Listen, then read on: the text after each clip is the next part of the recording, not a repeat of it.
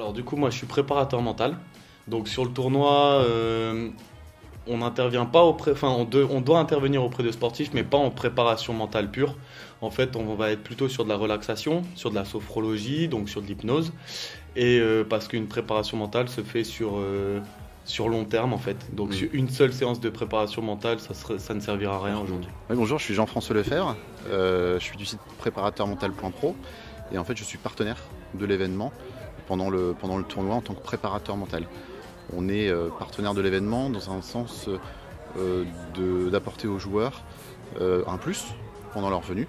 Alors ils ont des chauffeurs, ils ont des masseurs, ils ont des kinés et nous ce qu'on voulait apporter c'est aussi le côté préparation mentale, surtout dans un aspect post-match, c'est-à-dire récupération, favoriser la récupération.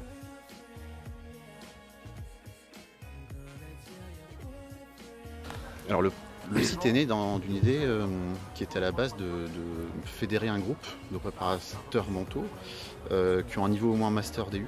Parce qu'aujourd'hui la préparation mentale, en tout cas le titre de préparateur mental n'est pas forcément quelque chose de protégé. Donc le but c'était de créer un site dans lequel les personnes sachent que là on retrouve des personnes qualifiées en préparation mentale et avec une démarche déontologique et avec des pratiques qui sont sérieuses pour que voilà, ils soient certains de trouver quelqu'un qui leur apporte vraiment un service. Et la force aussi du site, c'est qu'on essaye de faire en sorte que la communication soit partagée. Tout le monde se fédère autour d'un site pour faire en sorte que la visibilité soit optimisée.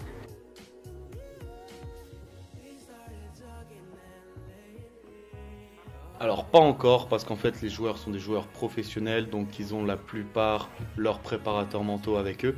Donc par exemple Zizouberg qui a son préparateur mental avec lui, qui le suit partout. Après peut-être qu'un joueur un soir voudrait une relaxation après un match, donc c'est encore possible. Alors là sur le tournoi, les conseils ça va être de la relaxation et après si quelqu'un nous demande des explications sur la préparation mentale, c'est expliquer ce que c'est en fait. Donc l'entretien, les tests, expliquer une démarche de préparation mentale, mais on ne fera pas une préparation mentale sur le tournoi. Ça, il y a différentes relaxations possibles, mais on part toujours d'une respiration. Le but de cette intervention, c'est de proposer en fait de la récupération, favoriser la récupération après un match ou entre deux matchs, voilà, pour lui montrer que la préparation mentale, on est en amont, on est pendant, mais aussi on est après la performance pour préparer éventuellement l'après, pour comprendre que voilà, il y a un moment où il faut se reposer, il faut se relâcher pour pouvoir la nervosité, les émotions, etc. On voit que certains joueurs s'énervent, les émotions elles sont là, elles existent. Par contre, il faut les gérer et puis il faut savoir effectivement revenir après que cette émotion soit sortie dans sa performance, dans leur bulle, hein, comme on dit, et puis amener des techniques en fait pour rester dedans. Alors non, c'est pas le cas de tous les sports, ça commence à se démocratiser tout doucement. Dans le football, c'est un peu plus compliqué, mais tout doucement, ça commence à se démocratiser. C'est nouveau, on va dire, mais ça commence tout doucement aussi.